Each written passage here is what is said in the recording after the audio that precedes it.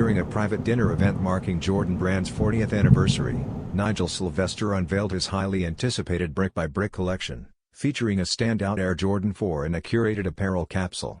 While the official collection stole the spotlight, the unexpected reveal of an alternate Air Jordan 4 colorway, briefly spotted beneath Sylvester's denim, stirred even greater buzz.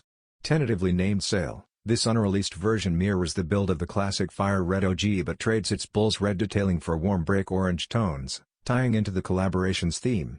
Though full images remain under wraps, early mock-ups from zSneakerheadz and SneakerFiles hinted what's to come, with potential changes before the retail release.